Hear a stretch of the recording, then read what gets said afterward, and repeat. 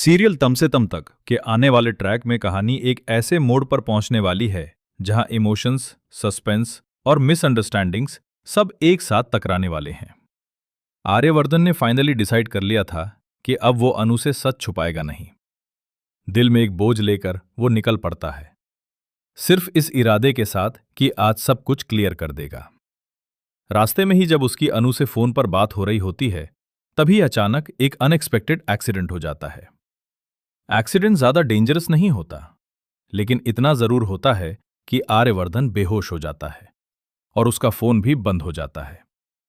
दूसरी तरफ अनु, जो फोन पर उससे बात कर रही होती है, एकदम से कॉल कट होने से घबरा जाती है।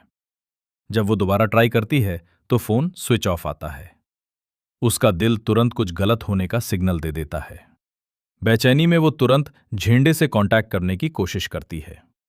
झेंडे, जो पहले से ही एक मुश्किल सिचुएशन में फंसा होता है, किसी तरह खुद को आजाद करता है और जैसे ही अनु की कॉल देखता है, तुरंत उससे बात करता है।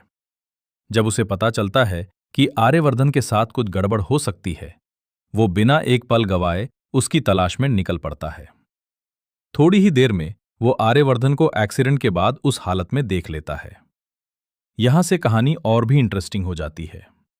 एक तरफ सच बस अनु के सामने आने ही वाला था, लेकिन किस्मत फिर एक बार बीच में आ जाती है।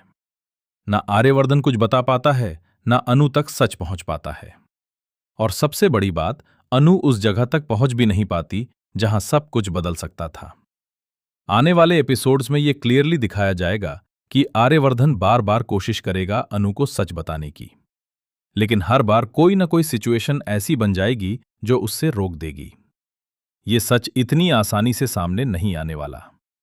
शायद सबसे बड़ा ट्विस्ट तब आएगा जब शादी का वक्त बिल्कुल करीब होगा और उसी दौरान सच का पर्दा फाश होगा।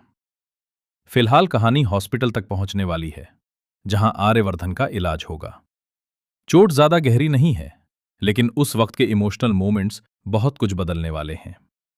अनु भी वहां होगी और उसके दिल में चल रहा डाउट और कंसर्न दोनों एक साथ उभरकर सामने आएंगे।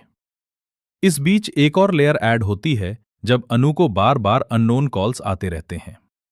अब वो डिसाइड करती है कि आर्यवर्धन और झेंडे को सब कुछ सच सच बताया जाए।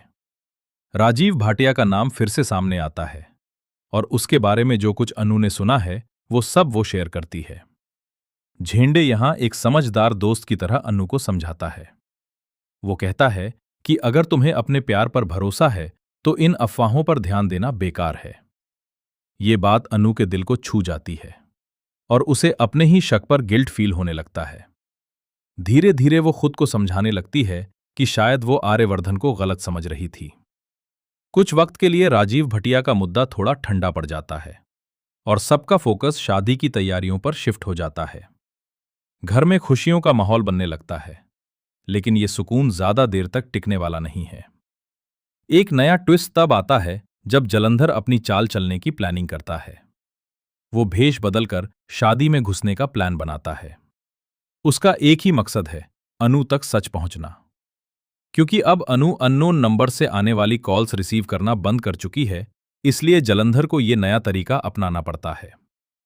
अब देखना ये होगा कि क्या जलंधर अपने प्लान में कामयाब हो पाएगा या फिर एक बार फिर सच किसी न किसी वजह से दब कर रह जाएगा। क्या अन्नू को वक्त पर सच पता चलेगा या फिर सब कुछ शादी के बाद ही सामने आएगा? कहानी अब सिर्फ प्यार की नहीं रही, बल्कि भरोसे, सच और किस्मत के बीच एक तीखी तकरार बन चुकी है। आने वाले पल हर कैरेक्टर के लिए एक नई कसौटी लेकर आने वाले हैं।